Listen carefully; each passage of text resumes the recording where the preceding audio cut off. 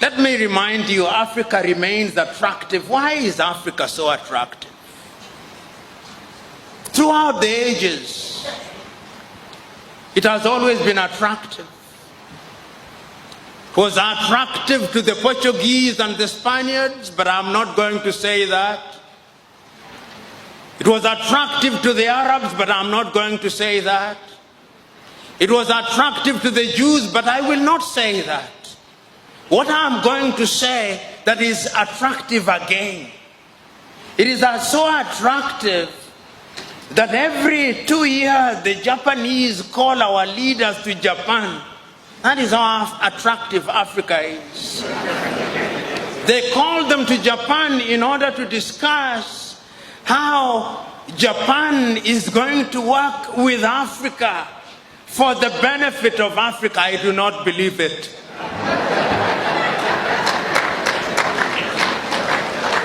It must be for the benefit of Japan. It is so attractive that the Chinese leaders call Africans to Beijing every year. The 54 of them, they call them to Beijing. And they say this is how China is going to work for the benefit of Africa. I refuse to believe them. It must be that there is something that is being done for the benefit of Beijing. Because if I was Chinese, I would do that which is in my best interest, not in the best interest of Africans. It is so attractive that the Russians called our leaders only a few months ago in Sochi. And when they invite you to the best places. It is so interesting, so that the Russians can work with Africa for the benefit of Africa. That is how attractive Africa is. It is so attractive that the Germans also invited our leaders to Berlin. It is so attractive that even the Arabs are inviting them to Doha, and that is how attractive it is. Have you ever heard the Latin Americans being invited? No, I did not hear. Have you ever heard the Arabs being invited? No. It is only Africans who are invited. That is how attractive Africa is. Is it a bad thing? Depending on what you think. We can use it to our own advantage, or we can allow them to use it to their advantage. You know, when I look at Africa and I look at her in the continent, in the context of how attractive she is, another word comes to my mind called globalization.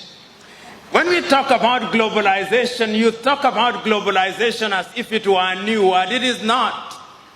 Africans were once globalized as a commodity in the slave market. We were sold everywhere in the world. That was globalization. That was globalization. Then we were globalized again through colonization.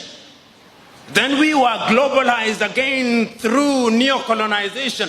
Now we are being globalized in the context of opening our markets. It is Mwalimu Julius Kambarage Nyerere who in one of his many enlightened moments said, when I hear the Europeans saying that we should open our markets in the name of globalization and they say that the rules are the same, I laugh, Mwalimu said. And he said, it is like a boxing match. The rules are the same. But you don't put a heavyweight boxer and a lightweight boxer and say the rules are the same.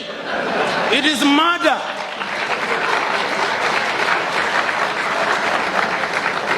Allow me to be melodramatic.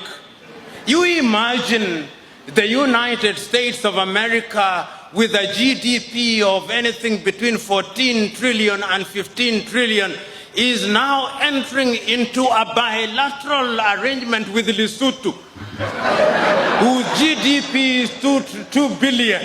And you say the rules are the same. It is a joke. It is murder. Because the revenue that is generated by the city of Los Angeles alone in one day is more than the GDP of Lesotho. So we are being told to open our markets, and when we opened our market, you saw what happened? Our textile industries died. The large textile industries that we knew about in Kaduna, in Nigeria, died. Our cotton industries died. Our sugarcane industries died.